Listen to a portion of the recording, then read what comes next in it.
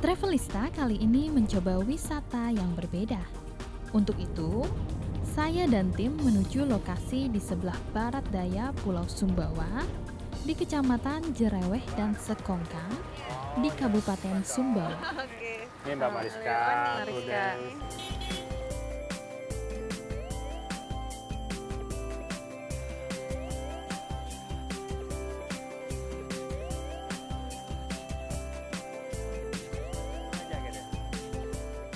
Yap, saya berada di area pertambangan logam berharga, yaitu emas, tembaga, dan perak. Tambang PT Newmont ini telah beroperasi sejak Maret tahun 2000 lalu. Di area seluas 400 km persegi inilah, biji tembaga dan emas digali dan diproses. Dan lokasi utama tambang ini adalah cerukan besar atau yang disebut pit batu hijau. Dari sini kelihatan banget ya. Iya, bisa kelihatan pit batu hijaunya. Jadi kalau lihat yang hijau-hijau itu yang biasa disebut orang batu hijau, batu hijau. Iya. Jadi istilah batu hijau itu muncul karena memang banyak area-area yang seperti di sana itu warnanya hijau. Karena sebenarnya hijau itu muncul dari kandungan besi yang ada di sini.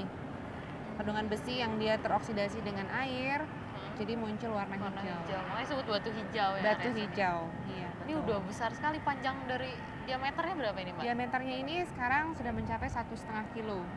1,5 kilo. 1,5 kilo ya diameter. Nanti kita pada saat akhir tambang kita akan capai sekitar 2 kilo.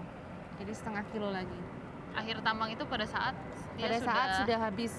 Sudah habis. Jadi pada saat dimulai dia sudah tahu ya ada berapa banyak gitu di sini. Iya. Jadi kan kita sudah menghitung dulu nih sebelum kita tambang berapa kandungan yang ada di sini mineralnya. Terus akan kita ambil sampai elevasi berapa. Jadi ada elevasinya. Nah, dari situ kita bisa tahu nanti akhir tambangnya itu akan seperti apa bentuknya, bisa kelihatan. Kedalamannya berapa ini, Mbak? Yang kita sudah capai kemarin itu 240 meter di bawah permukaan air laut. Jadi kegiatan di sini 24 jam. Tidak ada stop. Jadi ada shift pagi, ada shift malam, dan kegiatan sama persis. Jadi semua ada kegiatan penggalian, pengeboran pagi dan malam. Kecuali untuk kegiatan peledakan kita lakukan hanya di pagi hari, hanya di shift pagi saja. Kita tidak memiliki izin untuk blasting di malam hari.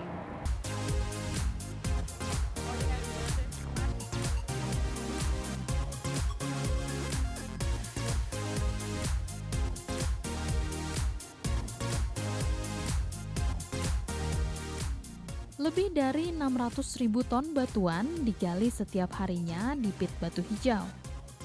Dari biji batuan yang ditambang, mengandung sekitar 0,53% tembaga. Jumlah yang sangat besar, sehingga tentunya membutuhkan alat-alat khusus untuk melakukan penggalian dan pengangkatan.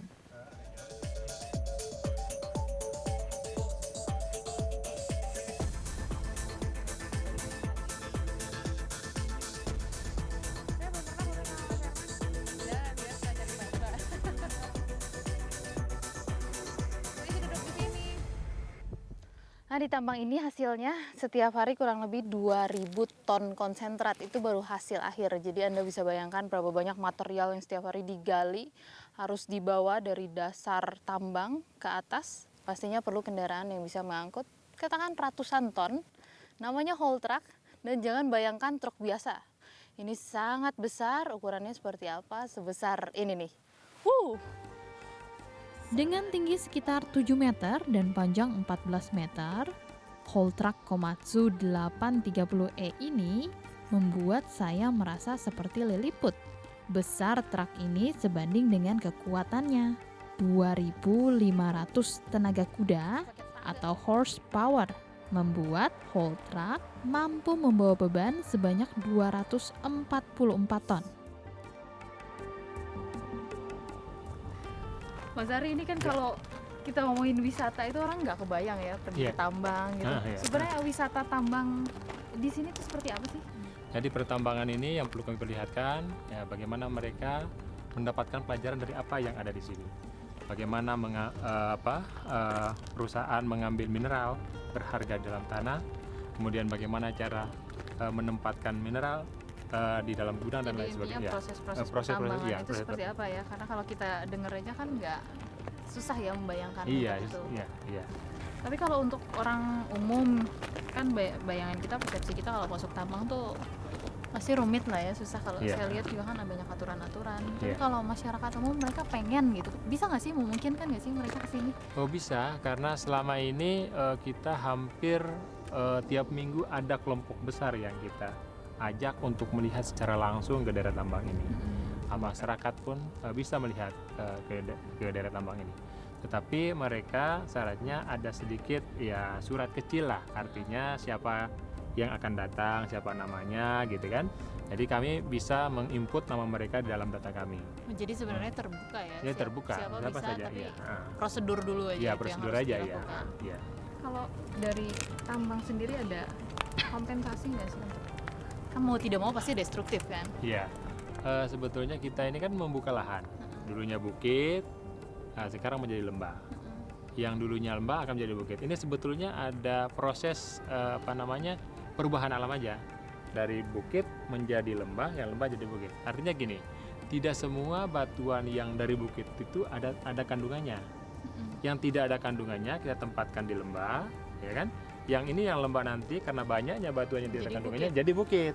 Gitu. Ini cuma kita pindahkan aja. Mengubah kontur. Iya, bukan kontur. Nah, yang ada di bukit ini nanti akan kita buat jadi gunung lagi, kita akan menghijaukan lagi begitu itu. Proyek tambang batu hijau dibangun dengan biaya 1,8 juta dolar Amerika. Biaya yang besar karena pertambangan ini tidak hanya menggali namun memproses biji menjadi konsentrat. Maka, Ari mengajak saya untuk melihat langsung proses pengolahan biji yang digali di pit hingga menjadi konsentrat. Di lokasi inilah biji diproses. Di dalam batuan yang digali terdapat kandungan pasir, tanah, tembaga, dan mineral lainnya. Di pabrik, kandungan ini dipisahkan menjadi konsentrat. Pertama, batuan hasil tambang masuk ke area penghancuran biji keras dan kemudian ke area sirkuit penggilingan sekunder di 2 mesin penggiling yang disebut ball mill. Usai diremukkan, mineral dari material yang ditambang dipisahkan di area tangki distribusi umpan flotasi. Disebut umpan flotasi karena pemisahan mineral menggunakan rumus fisika sederhana untuk membuat konsentrat mengapung atau floating. Buih-buih ini adalah bagian konsentrat. Di dalam tangki, udara dimasukkan, kemudian mineral-mineral tembaga akan menempel pada gelembung udara, mengambang ke atas, dan meluber ke area distribusi di pinggir tangki sebagai konsentrat. Nah, selanjutnya, di tangki besar silinder pipih inilah kandungan klorida dipisahkan sebelum proses pengeringan. Cukup rumit, tapi bayangkan, mungkin saja bagian di perangkat elektronik yang Anda pakai saat ini, tembaganya berasal dari tambang batu hijau.